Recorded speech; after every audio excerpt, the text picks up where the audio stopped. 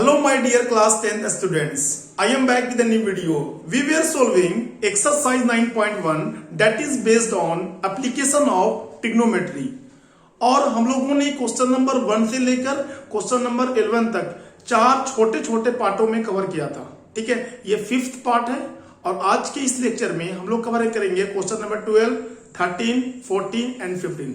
Okay, तो चलिए बिना टाइम को वेस्ट किए हुए we are trying to solve these questions. Okay, तो आपके पास एनसीईआरटी बुक होगी, आप उसको ओपन करके रखिए। ठीक है, वैसे मैंने क्वेश्चंस को बोर्ड पे भी लिख दिया है। ठीक है, तो चलिए हम लोग आज के इस क्वेश्चंस को सोल्व करने की कोशिश करते हैं। देखिए हमारा क्वेश्चन क्या कह रहा है, from the top of a 7 metre high building. Question क्या बोल रहा है, from the top of a 7 metre high building the angle of elevation of the top of a cable tower. तो सबसे पहले क्या करना आपको होगा, क्वेश्चन को पढ़ने के बाद लैंग्वेज को समझने की कोशिश कीजिए। देखिए क्या बोला है, from the top of a 7 metre high building. तो एक 7 मीटर की हाई बिल्डिंग आप ड्रा कर लीजिए। ठीक है, अपनी कॉपी में इसका लेंथ हाइट कितनी दी हुई है मेरे को, 7 मीटर हाई बिल्डिंग। आगे क्या बोला है, the angle of elevation. Elevation का मतलब क्या होता है, अपनी आईज से किसी भी ऑब्जेक्ट को ऊपर देखना। मीन्स यहां से किसी ऑब्जेक्ट को ऊपर देखा जा रहा है। ठीक है, और वो जो एंगल हमें गिवन है वो कितना है, 60 डिग्री। ठीक है, फिर क्या बोलता है, and the angle of depression of its foot is 45 degree. Means एक जमीन से होते हुए इस टॉप तक हमारा केबल टावर है और कोई भी एक आदमी है वो 7 मीटर के ऊपर बिल्डिंग पे बैठा हुआ है। ठीक है, यहां से ये जब इस टॉप को देखता है, एंगल बन रहा है हमारा कितना डिग्री, 60 डिग्री। अगर आपके दिमाग में सवाल आएगा कि सर आपके दिमाग में ये सवाल कैसे आएगा, ये 60 डिग्री होगा, because in the question it has mentioned the angle of elevation. Question में ये मेंशन कर दिया है कि एंगल ऑफ एलिवेशन। जब भी एलिवेशन बोलेगा तो हम लोग क्या लेते हैं, जो ऑब्जेक्ट हम लोग अपनी आईज से ऊपर देखते हैं, तो ये 60 डिग्री होगा। फिर क्या बोला आगे, and the angle of depression of its foot is 45। तो मैंने वेरी फर्स्ट लेक्चर में समझाया था कि जब डिप्रेशन बोलता है तो हम लोग आइज को नीचे करते हैं और इंक्लिनेशन बोलता है ऊपर करते हैं। डिप्रेशन का मतलब ये है कि ये एंगल जो हमारा बन रहा है इधर, ये वाला, ये एंगल हमारा बनता है 45 डिग्री। ठीक है, तो देखिएगा ये एंगल और ये एंगल कौन सा एंगल होता है, ऑल्टरनेट इंटीरियर एंगल। जब ये 45 डिग्री है, ये भी कितना होगा, 45 डिग्री। क्लियर है। और हमें क्या बोला है, determine the height of A tower. हमें टावर की हाइट निकालनी है। First of all right the name of this given figure. इसका नाम दे लीजिए, मैं इसका दे रहा हूं A B C D E. मैंने जितना पॉइंट बन रहा था उसका मैंने नाम लिख दिया, A B C D E. ठीक है, अब देखिए अगर ये जो एडी है, एडी की हाइट हमारी 7 मीटर है, तो क्या ये बीसी की हाइट भी 7 मीटर होगी? यस, ऑफ कोर्स यही होगी। अब देखो हम लोगों को बोला हाइट, किसकी height, cable tower. Cable tower की हाइट जो होगी वो ये वाली होगी, बीसी प्लस सी। तो बीसी तो हमें गिवन है, हमें क्या फाइंड आउट करना है, सी फाइंड आउट करना है। सी को फाइंड आउट करने के लिए हम लोगों को ये बेस चाहिए। बेस का नाम क्या है, डीसी, बट डीसी की वैल्यू नहीं दी हुई है। ठीक है, तो हम क्या करेंगे कि पहले फाइंड आउट करेंगे एबी। जो वैल्यू एबी की आएगी वही वैल्यू हमारी किसकी होगी, सीडी की होगी। तो एबी की वैल्यू को फाइंड आउट करने के लिए हम लोगों को एक परपेंडिकुलर गिवन है इस ट्रायंगल में। पहले आप इस तरह से लिखिए अपनी कॉपी पे, in triangle A B D. Clear, हम लोगों को परपेंडिकुलर गिवन है, बेस निकालना है। हम इसको ऐसे लिख सकते हैं, tan 45 डिग्री। ठीक है, कुछ स्टूडेंट्स के दिमाग में ये सवाल आता है, सर आपने tan क्यों यूज किया, बिकॉज परपेंडिकुलर गिवन है, बेस फाइंड आउट करना है। तो फॉर्मूला हमारा होता है tan थीटा का परपेंडिकुलर अपॉन बेस। परपेंडिकुलर की वैल्यू कितनी गिवन है, 7 मीटर, और बेस क्या है हमारा, AB। ठीक है, अब tan 45 की वैल्यू कितनी होती है, 1, 7 अपॉन AB। ओके, तो यहां से आप AB को सब्जेक्ट बनाइए, वैल्यू कितनी आ गई, 7। ठीक है, तो AB की वैल्यू यहां लिख दीजिए आप, 7 मीटर। ठीक है, अब AB की वैल्यू कितनी आ गई, 7 मीटर, तो हमारी CD की वैल्यू कितनी होगी, 7 मीटर होगी। Opposite sides are equal. अब हम लगाएंगे इस वाले ट्रायंगल में। पहले जिस ट्रायंगल में आप ट्रिग्नोमेट्री रेशियो अप्लाई कर रहे हैं उस ट्रायंगल का नाम लिखिए। ट्रायंगल का नाम क्या है? CDE। तो इस तरीके से आप लिखिएगा, इन ट्रायंगल CDE। क्लियर? इसमें भी हम लोगों को क्या फाइंड आउट करना है? ये वैल्यू फाइंड आउट करनी है। इसको मैं मान लेता हूं ये क्या हमारा है? H, हाइट के लिए। ठीक है, हम लोगों को बेस पता है 7, हाइट निकालना है। तो इसमें मैं लगा रहा हूं 10। क्यों लगा रहा हूं 10? tan 60 डिग्री, क्योंकि हम लोगों को परपेंडिकुलर निकालना है। परपेंडिकुलर वैल्यू क्या है? H upon base. बेस की वैल्यू कितनी आई है? 7 मीटर। 7 मीटर कैसे आई? जो CD होगा वही वैल्यू किसकी होगी? AB की। और AB की वैल्यू कितनी आई? देखिए यहाँ पे 7 मीटर। tan 60 की वैल्यू हमारी होती है √3 is equal to H upon 7। अगर आपको ये ट्रिग्नोमेट्रिक रेशियो का जो स्टैंडर्ड वैल्यू है tan 60, tan 45, ये सब की वैल्यू याद नहीं है, तो इसके लिए मैंने एक वीडियो बनाया है जिसकी लिंक मैं इसका डिस्क्रिप्शन बॉक्स में भी दे देंगे। ठीक है, आप वहां से जाके उसको इजी वे में लर्न कर सकते हो। ठीक है, अभी याद रखो आप tan 60 की वैल्यू होती है √3। आप 7 को यहाँ है, H को सब्जेक्ट बनाइए, तो ये वैल्यू आ जाएगी आपकी 7√3। इट मीन्स आपको यहां तक की वैल्यू तो पहले से पता थी BC, अब CE भी मिल गया। हमें बोला क्या है? Determine the height of the tower. तो हाइट ऑफ द टावर का मतलब क्या होगा? हाइट जो होगा वो होगा BC plus C। BC plus C। BC की वैल्यू कितनी गिवन हम लोगों को? 7 मीटर। CE की वैल्यू क्या आई? CE को हम लोगों ने क्या सपोज किया था? H। वैल्यू आई 7√3। क्लियर है? अब देखिए ये दोनों में कुछ कॉमन है। ठीक है, कॉमन क्या हमारा? 7 कॉमन है, तो मैं 7 ले लिया। क्या बचा हमारे पास में? 1 प्लस √3 मीटर। ये हमारी हो गई हाइट ऑफ द टावर। ठीक है, तो आप इस क्वेश्चंस को पहले अपनी कॉपी पर नोट डाउन करो। जैसे आप मैं क्वेश्चन समझाने की कोशिश करता हूं, मैं फिगर ड्रा करता हूं, आप वीडियो को पॉज करो, क्वेश्चंस को नोट करो और खुद से सॉल्यूशन करने की कोशिश करो। जब आपसे नहीं बन पाता तब हमारे सॉल्यूशन को आप देखो। ठीक है, आप इसको नोट करो, फिर हम लोग मूव करते हैं क्वेश्चन नंबर 13 पे। Nausi question number 13। हम लोगों ने क्वेश्चन नंबर 12 कंप्लीट किया। आप देखेंगे question number 13। First of all हम लोग देखेंगे कि लैंग्वेज क्या कह रहा है। हम लोग लैंग्वेज के अकॉर्डिंग सारा काम करते हैं एप्लीकेशन ऑफ ट्रिग्नोमेट्री में, इस बात को याद रखिएगा। देखिए क्वेश्चन क्या कह रहा है। As observed from the top of a 7 metre tall lighthouse. बोल रहा है क्या कि 75 मीटर एक टॉल बिल्डिंग है। ठीक है, तो सबसे पहले इसको आप ड्रा कर लीजिए। 75 मीटर टॉल बिल्डिंग। क्लियर? फिर क्या बोलता है? The angle of depression of 2 ships are 30 degree and 45 degree. ये चीज स्टूडेंट्स को जल्दी समझ में नहीं आती, क्या इसका मतलब है? The angle of depression of 2 ships are 30 degree and 45 degree. तो मैंने बोला जहां पे डिप्रेशन वर्ड दिखने को मिलेगा एप्लीकेशन ऑफ ट्रिग्नोमेट्री में, याद रखिएगा डिप्रेशन का मतलब होता है जब हम किसी भी ऑब्जेक्ट को अपनी हाइट से नीचे देखते हैं, मींस हम लोग आइज को नीचे करते हैं, तो वहां पे जो एंगल बनता है that is known as angle of depression. जब ऊपर करते हैं तो उसको हम लोग बोलते हैं एंगल ऑफ इंक्लिनेशन। ठीक है, आगे बढ़िए क्या बोल रहा है? If one ship is exactly behind the other. 2 ship है, एक 30 डिग्री एंगल बन रहा है, एक 45 डिग्री एंगल बना रही है। कहां से? जब ऊपर से देखते हैं तो सपोज ये हमारा हो गया हॉरिजॉन्टल, जहां से हम लोग देख रहे हैं। ठीक है, इतनी हाइट दी हुई है। एक बार जब मैंने देखा तो शिप यहां पे है। ठीक है, जब शिप यहां पे है तो हमारा एंगल जो बन रहा है वो बन रहा है 30 डिग्री। ठीक है, और क्या बोला? If one ship is exactly behind the other on the same side of the light house. ये हमारा लाइट हाउस है, इसका नाम मैं दे देता हूं AB। ठीक है, 2 शिप है, एक शिप यहां पे है, दूसरी शिप इसके आगे है। यहां पे एंगल बना 45 डिग्री। अब आपके दिमाग में ये क्वेश्चन राइज हो रहा होगा कि सर आपने ये 30 डिग्री 45 डिग्री कैसे लिख दिया? देखो, जब भी हम किसी भी ऑब्जेक्ट के क्लोज जाते हैं, क्लोज, तो हमारा जो एंगल होता है ज्यादा होता है। देखो क्या, जैसे आप समझो किसी बिल्डिंग पर खड़े हो, जब कोई आदमी दूर से आ रहा है तो आप इजीली देख लेते हो। जैसे जैसे वो आदमी आपकी बिल्डिंग के करीब आता है तो आप क्या करते हो? अपनी आइज को नीचे करते चले जाते हो। सुबह ऊपर रहती है, ठीक है, फिर जब पास आए नीचे, फिर जब क्लोज आता है तो और नीचे करते हो आप। तो कहने का मतलब क्या, इस बात को अपनी मेमोरी कार्ड में स्टोर कर लो कि जब कोई भी गाड़ी या कोई भी ह्यूमन बीइंग आपकी बिल्डिंग के ये जो आपकी हाइट है उसके करीब आएगा तो जो हमारा एंगल होगा वो बढ़ता चला जाएगा।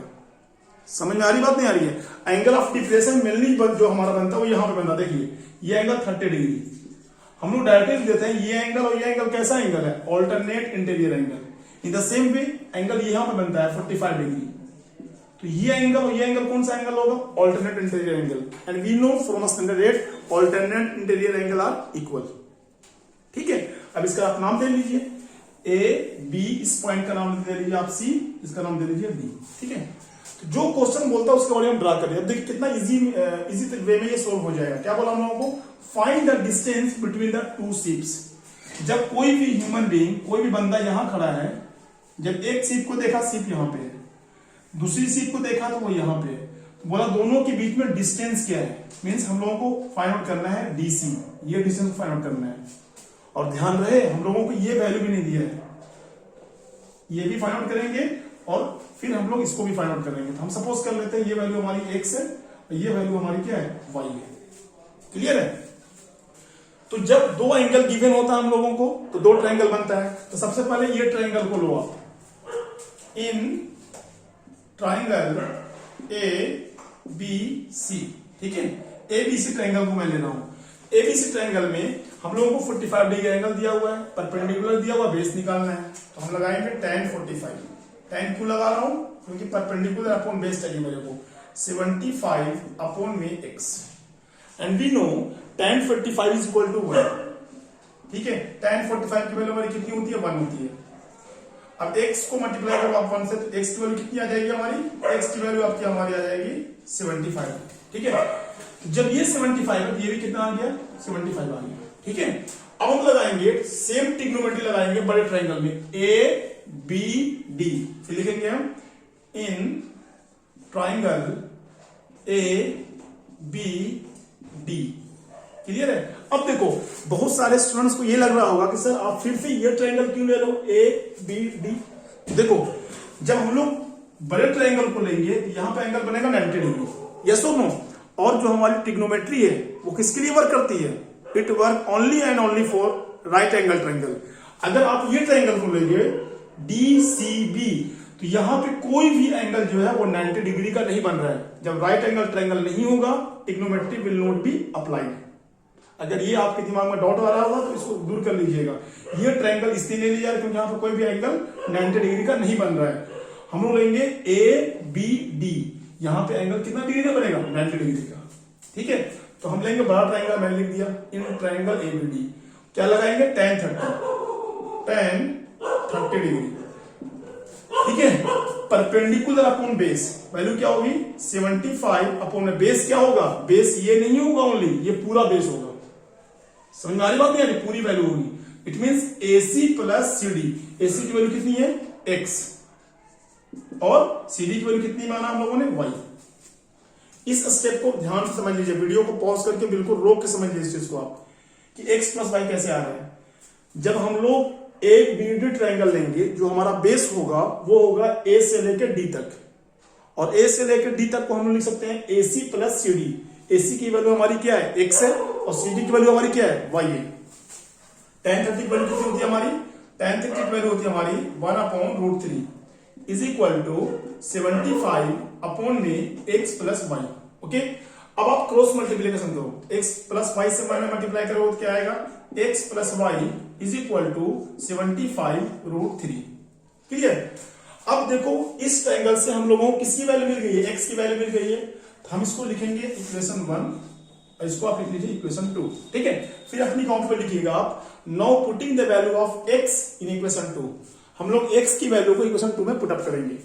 देखिए x की वैल्यू कितनी आई है? 75 plus y is equal to 75√3। Next step में 75 को आप ट्रांसफर कर दीजिए। जब हम लोग ट्रांसफर करते हैं साइन चेंज कर जाता है, तो y is equal to 75√3 minus 75। I hope आप लोगों को समझ में आ रहा होगा। यहां पे प्लस 75 था, जब मैंने साइड चेंज किया तो साइन भी चेंज हो गया, हो गया क्या? माइनस 75। अब देखो ये दोनों में कॉमन क्या है? 75 कॉमन है, 75 बाहर ले लो, क्या बचेगा? √3 माइनस 1। अगर क्वेश्चन में यूनिट दिया हुआ मीटर, आप मीटर मींस यूनिट को लिखना बिल्कुल भी नहीं भूलिएगा।